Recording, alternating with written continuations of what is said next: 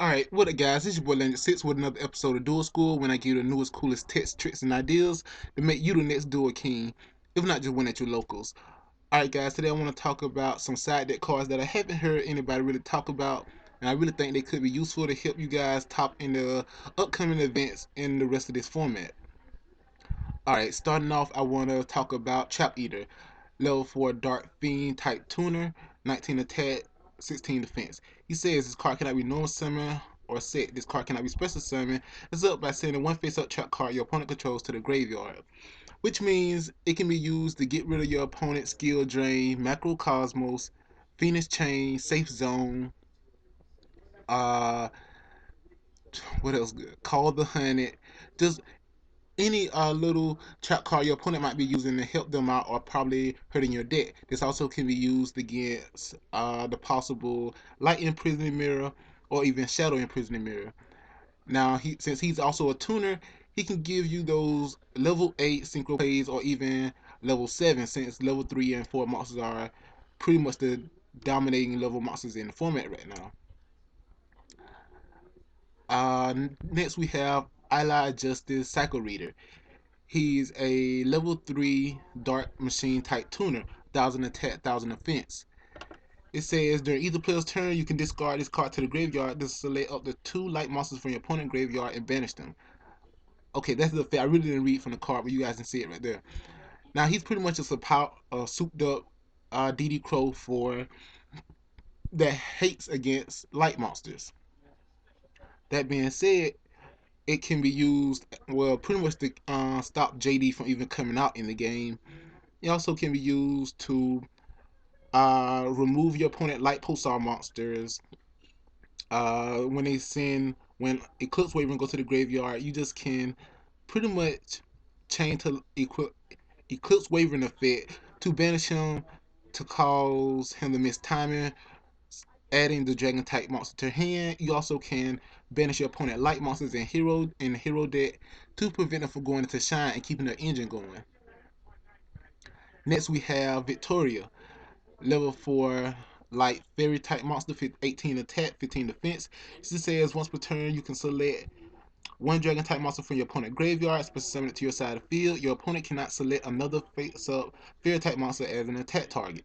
Which means that you can, when you use her effect and it's successful, you can still attack with Victoria, which is great because you can attack over your opponent's Jane. You can suicide with you can suicide with Jane, attack over the Lila if you wanted to, and then um, you also gain the ability to take their biggest boss monster, their uh, Red Eyes Metal Dragon, and be able to fight with it. And it's great early game, especially when your opponent only has one Red Eyes in the grave. So you can run over there like Pulsar and can cause a halt to the engine that way as well, forcing them to top deck one of their Chaos monsters as an out.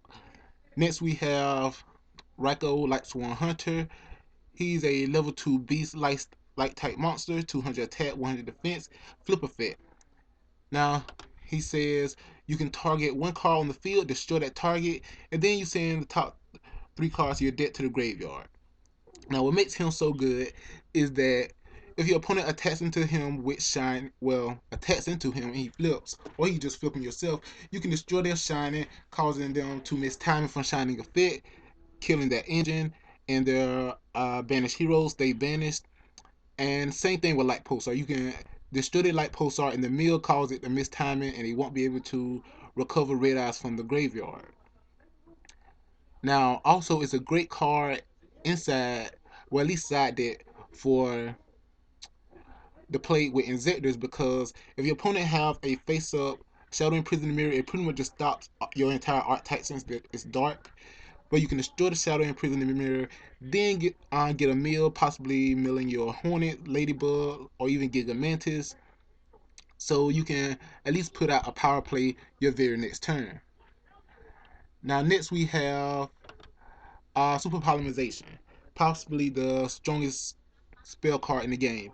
It says discard one card, sends from either side of the field to the graveyard, fusion material listed on the fusion monster card. Then special summon that monster from your extra deck. This special summon monster is treated as a fusion summon spells, traps, and effects cannot be activated in response to this card activation. Uh, Now, which means it's pretty much just about impossible to stop this card. Now, what makes Super Polymerization so good in the hero matchup that you can use against them is that it does not matter where the hero monsters are on the field. So, if your opponent's playing heroes, you can simply activate Super Poly and cause them to lose whatever hero monsters on their side of the field, being able to gain your hero monster you have in your extra deck for that matchup. It's a great card against heroes. Next, we have Soul Release. It's a simple speed one spell card. Select up to 5 cards from the graveyards and remove them from play. Now, this card is so good because you can simply banish possibly up to all of your opponent's hero monsters. You could banish all your opponent's uh, hornets if they're running at 3, and then the possible ladybugs they have in the graveyard. But you also gain the ability to banish their Giga Mantis and whatever else if they're not running that many. So you pretty much can just banish all of their combo pieces that's inside the graveyard from play, and causing them to have to use up more resources just to try to get that Hornet again to start up their plays and their combos again. Now, this card is also good against dragons because you just can remove all their light pulsars and red eyes if they're all in the grave at the same time. But if they have the little combo going, more than likely you're going to have one or the other on the field at a time. But being able to banish the light pulsars and red eyes that's in the graveyard, you can pretty much slow down the, if not kill, the uh, Chaos Dragon engine and just slow their plays to a halt, really making them grind out plays and try to slow roll you. And since it's a real aggressive deck with no defense, Soul Release could potentially just win you the game for banishing all their key monsters. Next, we have Prohibition. Now, Prohibition is pretty much a known card. It's finding more side deck like, but okay, let me talk about it a little bit. Prohibition, continuous speed one spell says when this card activated, declare one card name. Cards with that name and effect cannot be used. Cards on the field before this card was activated are not affected, including face downs, which means that is more of skilled use, meaning you have to know what play that's gonna hurt your deck at least at that time, what cards you don't want your opponent to use or going to, and stuff like that. It's best to be used inside of a real aggressive deck to be able to stop your opponent from responding or going into the main combos or plays or using their main monsters, and possibly overpower them, OTK them before they be able to answer Prohibition. Okay, next we have Fiend Hand Mirror. Okay, it's a speed 2 trap. It says switch your opponent's spell card effect that specifically designates one spell or trap card as a target to another correct target. Now this card is great against the hero and Zeta matchup. For the hero, you can, because they're mainly 2 to 3 MSTs and the 3 Gemini Sparks, when they try to use MST, you can respond MST to the back row just as well as any other deck. And then if they use Gemini Spark to target one of your back rows with their alias, let's say because they feel you have a lot of threats because you have a lot of back row, you can simply change Gemini Spark target to one of the monsters they control, probably one of their hero fusions or one of their back rows. Since Gemini Spark doesn't specifically target spell or trap, since you can pick either. Now next we have the injectors, pretty much the exact same thing.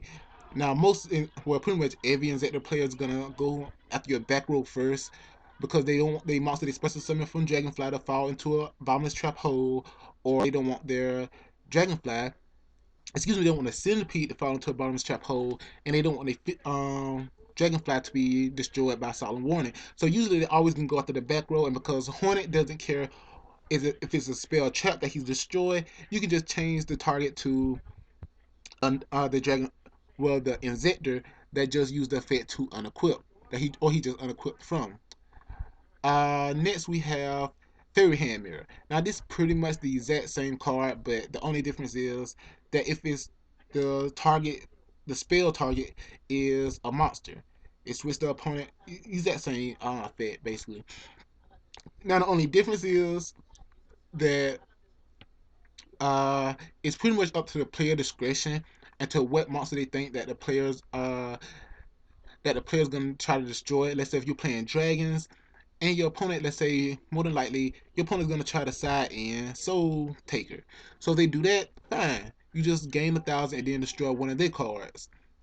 And the same thing if so it, that's pretty much it. It's up to the player discretion. So they think if the monsters are going to be the main target, or is it the spell and trap that's going to be the main target of this spell effect.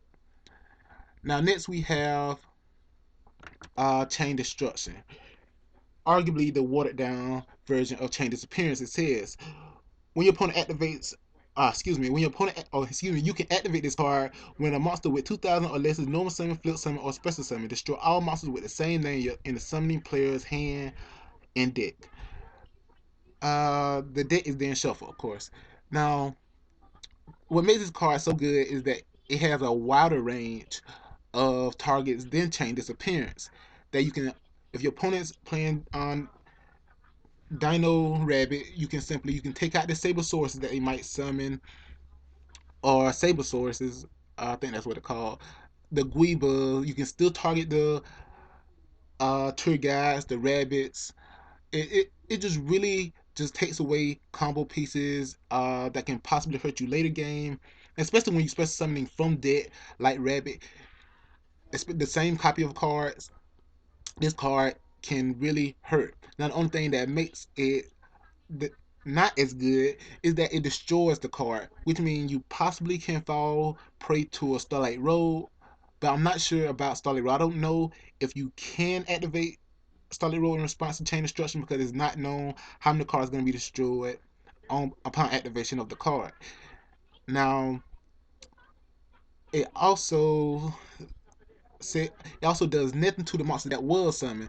So, for instance, if your opponent does summon Rescue Rabbit, you pretty much are gonna unless you don't have anything that can respond to the summon of the Exceed or the Volza monsters, or even Boundless for the dinosaurs, then you're still gonna have to fight through the Evozer Exceed. But just being able to stop your opponent combos could potentially win and guarantee late game win if your opponent doesn't maintain field control from the beginning. And next we have Capillary Activation Device. I'm sorry for saying that wrong. Trap card, return one monster on the field to the owner hand. Now this card can get rid of the Doka, it can get rid of your opponent's Exceeds like Taurus, Zenmaines, just any problem monster that can go to the extra deck, or even save one of your monsters that could fall prey to a D prison, Boundless, or anything that can go back to your hand. You can also save it. So it's a real, I'll say, it's more like Prohibition. Like it's more of a skill card, knowing when and how to use it and what decks it'll really find use for. Now next we have Mind Crush because there is quite a bit of searching going on in the format. You declare one card name. If that card is in your opponent's hand, they must discard all copies from the hand from the hand to the graveyard. Otherwise, you discard one card. You randomly discard one card from your hand. Now, mini deck search, Dark Worlds, Heroes, even actually uh, Rescue Rabbit because of Sangin and the possible pot of duality. And remember, guys, Centipede search, and there also is a pot of duality inside Injectors. This card also can be used against Eclipse Wavering because it adds a card to your hand from the banished power that it removed. So it's actually a lot of searching that you can activate this card from, in response of rather, that can possibly give you an advantage because you can stop your opponent from going into their key plays and combos. Now next we have Black Corner Heaven. You negate the counter trap speed 3. You can negate the activation of you can negate the summon of one of your opponent monsters and destroy it. Pretty much just negate summon, inherit summons, and it gives you extra negating power which can be used main deck or side deck, especially when a lot of cards are just running off inherit summons, which caused Matt C to find little to no play right now. You can actually use this as a side for your warnings or solemn judgment if you want to side them out when your opponent's going first because you don't want to pay them life points or feel that it might be dead if you draw it late. So this card can be run main deck or side deck just for the extra sun negation. Now next we have Horn of Heaven. You can tribute one monster from your side of the field to negate the normal summon, flip summon, or special summon of a monster and destroy it. Now, the only thing about this card is it does has a bigger activation condition, but you have to pay the cost of one of your monsters. Now, the upside of this, you tribute a monster. So, heretics can find use in this with extra negation power. Then, for the simple fact that if you're running a deck with floaters, TGs, grade keepers with recruiter, you can pretty much one for one and at the same time stopping your opponent from gaining a major advantage. Now, next we have Magic Drain. Also, another speed 3 counter trap. Says opponent when your opponent activates a spell card, they can discard one spell card to negate this card effect. Otherwise, negate the activation of their spell card if you do, destroy it. Okay, so this basically means that your opponent has to make the choice. Do they really want to go neg or just take the one for one in card negation? Now, it's a tricky card in a sense because your opponent can't always negate it, but at the same time, they're not always going to discard their Monster Reborn, their Pot of Avarice, their Dark Hold, their Heavy Storm, only to get one spell card activation off. So it's a real good, strong card to use in the format, especially because decks just thrive off the spell cards right now. And since it's a speed 3, you also can use it to stop your opponent Forbidden Lance inside damage step. Now last but not least is Mind Hatzers. It's a normal trap card that says pay 500 life points to look at your opponent's hand and all set cards on their side of the field. Now, why I love this card is it's just like Trap Death Shoot, but you can activate it anytime. Now, what makes this card so strong is that you can activate it with one card in your opponent's hand, no card in their hand. And the ability to look in your opponent's hand and feel all the set cards they have in their back row and monsters, you can gain the knowledge to know, is that monster a Ryko, something that can hurt me? Do they have any defensive traps in their back row? Heavy Storm, Solemn, Abomination, so forth. Or do you want to make a big push for game? Do they have Gorge, Tragodia, Battlefade, anything that can stop you and that can leave you vulnerable to a Dark Hole next turn? So this card just give you just all the knowledge you need to know how to play out your hand. So this has pretty much been some side deck cards I really think that could help you guys do well in upcoming events for this format. So leave a comment down below of what you guys think about these cards, and do you think I forgot anything? Also, now if you are a competitive player or just a casual player that want to increase your skill, like please follow the link down below or the annotation to my group, well, my team and my Facebook group, Team Broken, in which we pretty much are competitive players trying to share skill, technique, knowledge to better ourselves and develop our skill until we as players are broken and not the decks that we play. So, alright guys, that's pretty much it. Leave a comment down below on what you think. Don't forget to like, subscribe, and favorite. And remember, I'm paying the life so you don't have to.